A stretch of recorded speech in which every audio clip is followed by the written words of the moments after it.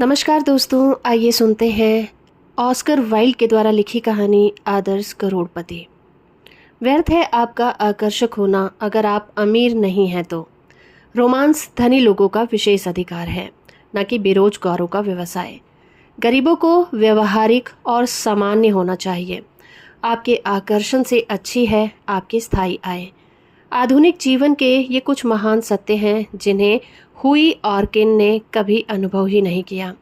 बेचारा हुई, हमें अवश्य स्वीकार करना चाहिए, बौद्धिक रूप से अधिक महत्व नहीं था। उसने अपने जीवन में कभी कोई उत्कृष्ट वाक्य नहीं कहा था और ना ही कोई चिड़चिड़ी बात की थी, परंतु वो अपने लहराते हुए भूरे बालों, सुस्पष्ट चेहरे, मोहरे और धूसर आंखों के साथ आश्चर्यजनक रूप से आकर्षक था।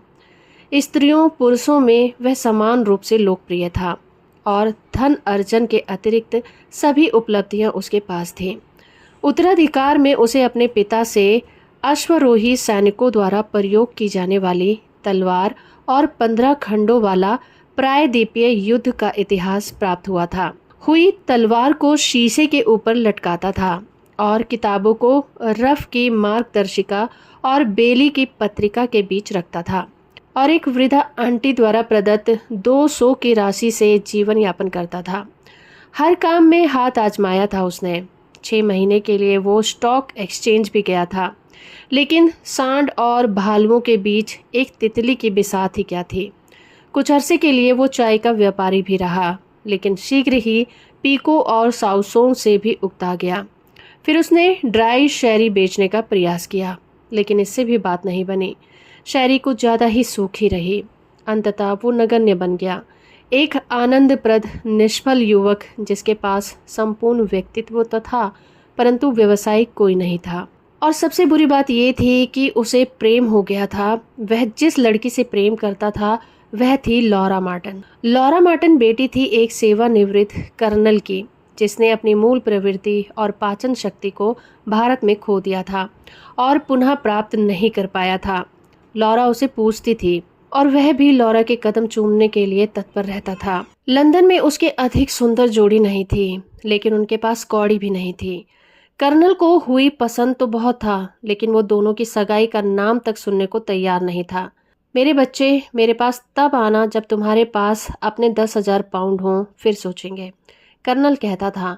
और उन दिनों हुई बहुत उदास हो जाता था और उसे सांत्वना के लिए लॉरा के पास जाना पड़ता था। वो सुबह हॉलैंड पार्क के रास्ते से जहां मार्टिन परिवार रहता था, हुई अपने घनिष्ठ मित्र एलन ट्रेवल के पास मिलने के लिए रुक गया। ट्रेवर चित्रकार था। वास्तव में कम ही लोग आजकल चित्रकार बनने में बच पाते हैं, लेकिन वो एक कलाकार भी था और कलाकार को अपेक्षितः और भी दुर्लभ है। व्यक्तिगत रूप से वो सूखे स्वभाव, चकत्तेदार चेहरे और उलझी हुई बेतरतीब लाल दाढ़ी वाला आदमी था, लेकिन कूची हाथ में आते ही उत्कृष्ट कलाकार बन जाता था और उसकी कलाकृतियों की भारी मांग थी। शुरू में वह भी हुई के प्रति आकृष्ट हुआ था, स्वीकार करना चाहिए कि उसने व्यक्तिगत आकर्षण के कारण। लेकिन वही लोग जिन्हें एक चित्रकार के द्वारा जाना जाना चाहिए, वह कहा करता था, वे लोग होते हैं जो आकर्षक और सुंदर हों। वे लोग जिन्हें देखकर कलात्मक सुख मिले और जिनसे बात करके बौद्धिक विश्रांति प्राप्त हो। छैले बांके पुरुष और प्यारी स्त्रियां विश्व का राज करती हैं। कम अज कम उन्हें ऐसा करना चाहिए। बेशक हुई को बेहतर तरीके से जान लेने के बाद वो उसके प्रफुल्ल जीवन और उसकी उदार निश्चिंत प्रवृत्ति के लिए चाहने लगा था। यहाँ तक कि उसने हुई को अपने स्टूडियो में प्रवेश की स्थायी अनुमति दे दी थी। स्टूडियो में प्रवेश करते ही हुई ने एलन को एक भिखारी की अद्भुत आदमकद तस्वीर को अंतिम स्पर्श देते हुए देखा। स्टूडियो में एक कोने में भिखारी स्वयं एक ऊंचे चबूतरे पर खड़ा था। वहां एक झुर्रीदार बूढ़ा था जिसका चेहरा चिंगुड़े हुए चर्मपत्र कासा था, जिस पर अत्यधिक दयनीय मनोभाव झलक रहा था। उसके कांधों पर एक मोटा फटा हुआ लबादा झूल रहा था, चिंदी चिंदी और चिथड़े। उसके बूट पैबंद और थिगलियां लगे हुए थे। एक हाथ के सहारे वो खुरदरी सी छड़ी पर झुका हुआ था, जबकि अपने दूसरे हाथ में वो अपना टूटा फूटा हैट भिक्षा पात्र की तरह थामे हुए था। कितना आश्चर्यजनक मॉडल है ये। अपने मित्र के साथ हाथ मिलाते हुए हुई बुदबुदाया। आश्चर्यजनक मॉडल, ट्रैवल ने अपनी भरपूर आवाज में चिल्लाकर कहा। मुझे यही सोचना चाहिए, ऐसे भिखारी रोज कहाँ मिलते हैं। अप्रत्याशित लाभ श्रीमान, मेरे अहोभाग्य। रैम्ब्रांड कितना प्यारा चित्र उकेरता इसका। बेचारा बूढ़ा, हुई ने कहा। कितना दयनीय दिखाई देता है, परंतु मैं मानता हूँ कि तुम चित्रकारों के लिए तो उसका एक चेहरा ही उसका भाग्य है। निश्चित रूप से, ट्रेवर ने उत्तर दिया।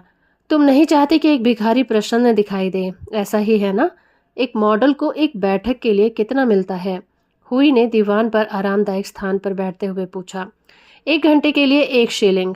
और एलन, तुम्हें अपनी एक तस्वीर पर कितना मिलता है? ओह, इसके लिए मुझे 2000 मिलते हैं पाउंड। गिनीज, चित्रकारों, कवियों और चिकित्सकों को सदा गिनीज मिलती हैं। ठीक है, मुझे लगता है कि मॉडल को भी इसका कुछ प्रतिशत मिलना चाहिए। हंसते हुए हुई ने जोर से कहा। वे भी तो तुम्हारी तरह काफी मेहनत करते हैं।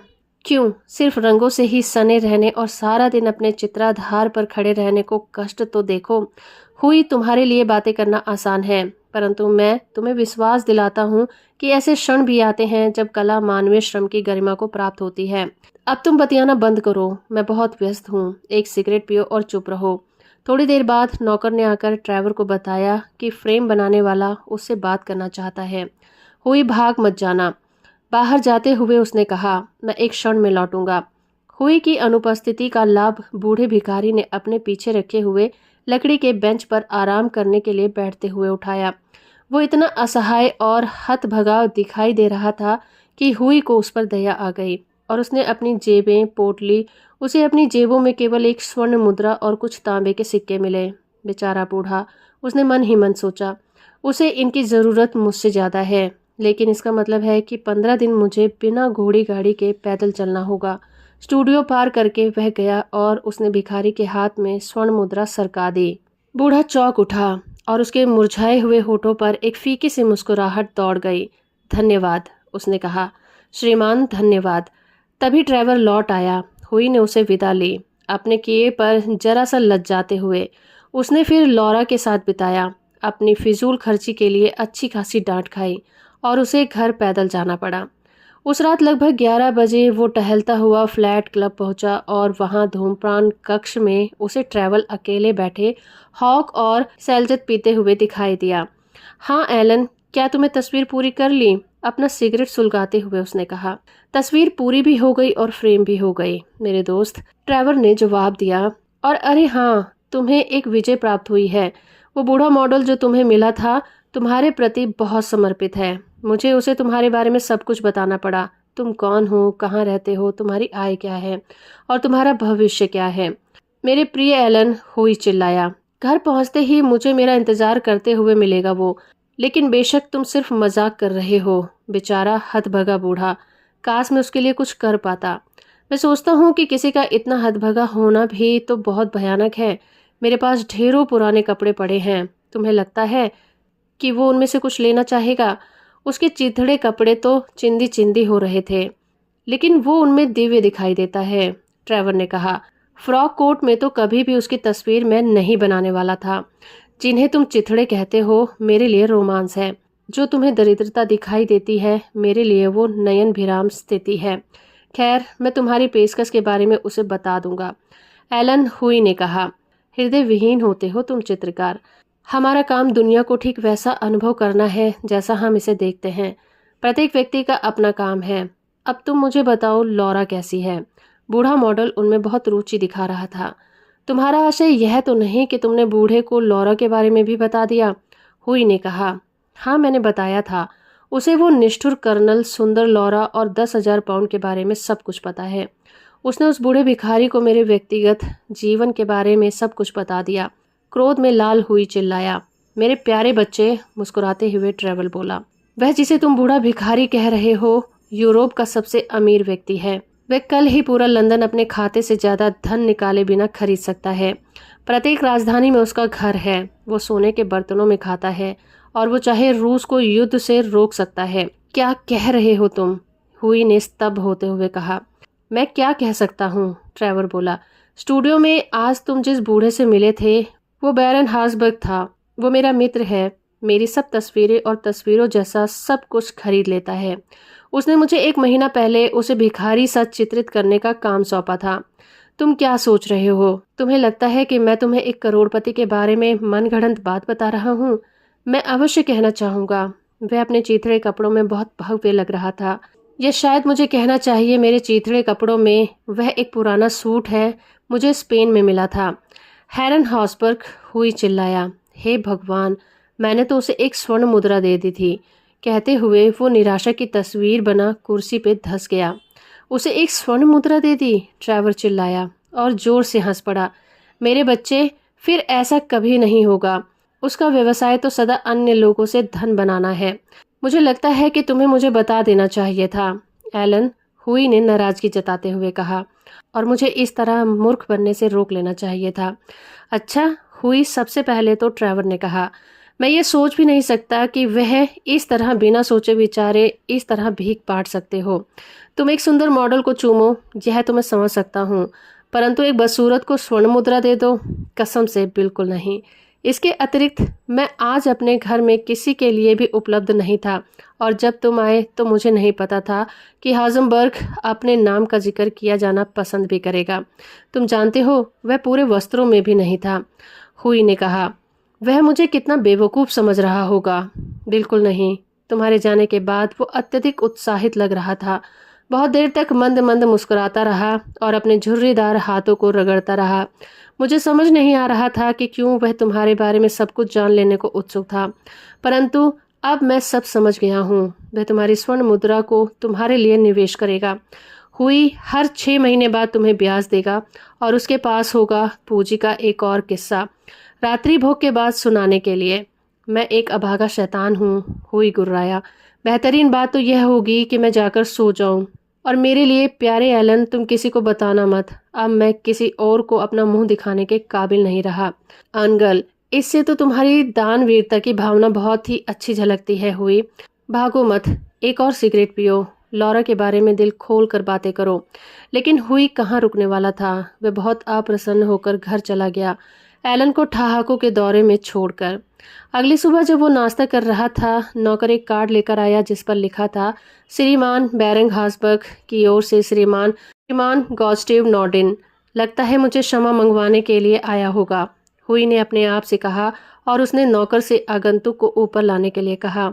सोने का चश्मा पहने हुए चांदी वाले बालों में एक बूढ़े भद्र पुरुष के कमरे में प्रवेश किया और हल्के से फ्रांसीसी लहजे में कहा, क्या मैं श्रीमान ऑर्किन से बात करने का गौरव प्राप्त कर सकता हूँ? हुई ने सर झुका लिया। मुझे बैरन हॉसबर्ग ने भेजा है, वे कहता रहा। बैरन हॉसबर्ग? श्रीमान, मेरी प्रार्थना है कि आप उन तक मेरी हार्दिक क्षमा याचना पहुंचा दें, हुई ने हकलाते हुए कहा।